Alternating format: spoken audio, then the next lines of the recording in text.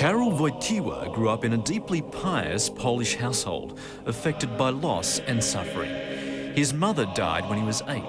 The rest of his family had succumbed to illness by the time he'd reached university. The philosophy and literature student had a passion for theatre and religion, pursuits curtailed by war. When Germany invaded Poland, the then 19-year-old escaped imprisonment by working in a quarry, while at nights he helped shelter Jews from the Nazis. He soon began studying at an underground seminary. By the time he was ordained in 1946, it was under a Soviet regime. Within 12 years, he'd become a bishop with a reputation for living dangerously, speaking out against communism from the pulpit.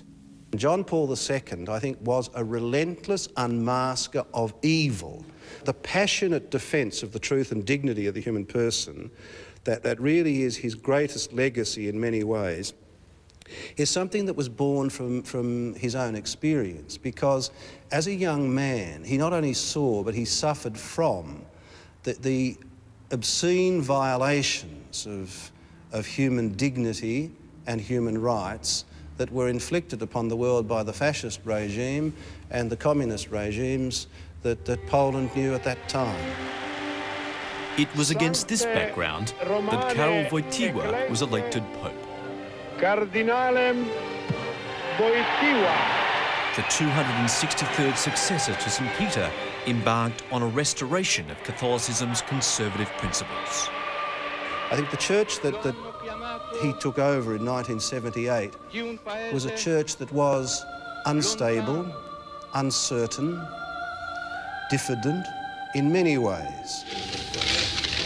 However, Cold War politics was the forum where the new pontiff initially made his presence felt, regularly meeting leaders from around the world. I think the Pope really played a key role on the world stage in terms of influencing politics and the development of the destiny, in fact, of some countries. Pope John Paul II will be remembered as pivotal in the collapse of communism in Eastern Europe.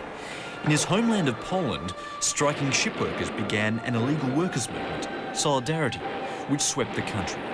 When the Pope called on the world to pray for Poland, then under martial law, he convinced Poles that change was possible.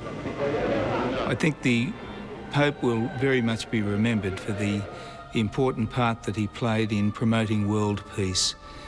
He had a very significant role in the fall of communism in his own native Poland, and from there it spread to many of the other communist countries. While critical of repression in communist regimes, John Paul II also warned about greed and secularism in Western countries.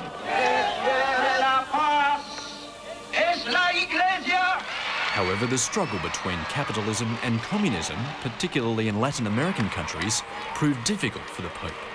Church leaders who practiced the revolutionary creed of liberation theology were reprimanded by the pontiff for allowing Marxism to influence their Catholic thinking.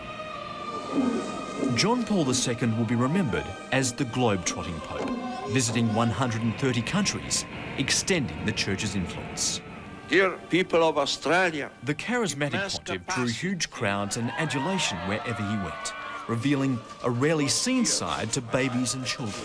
I am not a man of the past, no? I am very interested in the modern, contemporary music.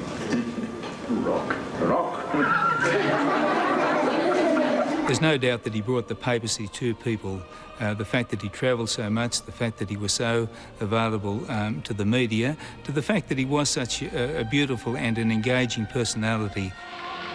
Those who became intimate with the Vatican observed a humble man. He was a man who generated an extraordinary sense of approachability and humanity. But his desire to mix with the people almost cost him his life. In 1981, he survived an assassination attempt in St. Peter's Square, shot at close range by a young Turk who he would later visit in prison. But critics argue John Paul II's strict philosophies were counterproductive in a world dealing with contemporary problems such as AIDS and overpopulation. The Vatican's position on safe sex and opposition to birth control remained resolute. He constantly spoke out against abortion. An abominable crime, a senseless impoverishment of the person and of society itself. While in Australia, he emphasised his opposition to the ordination of women priests. I am convinced that a mistaken anthropology is at the root of the failure of society to understand church teaching and the true role of women. That role is in no way diminished, but is in fact enhanced by being related in a special way to motherhood. The opposition of women being ordained wasn't surprising. I think what was surprising and what was devastating for many Catholics was the decree that this be a topic not even open for discussion. John Paul II was a leader of strength who enjoyed the theatre of his position until the very end, despite his frailty. Having led the Catholic Church for more than a quarter of a century, his influence will live on. Of the 117 cardinals eligible to vote in the conclave to elect his successor, all but a handful were chosen by John Paul II and are widely believed to share his orthodox views. The legacy of John Paul II has been, perhaps unintentionally, or certainly unintentionally, to leave behind a church that, in many ways, in the West at least, has fallen into two camps, that of liberal and that of conservative Catholics. I think he has exercised the papacy in a way that we have never seen in the 2,000 years of human history. He doesn't fit the mould at all, and that to me is not conservative.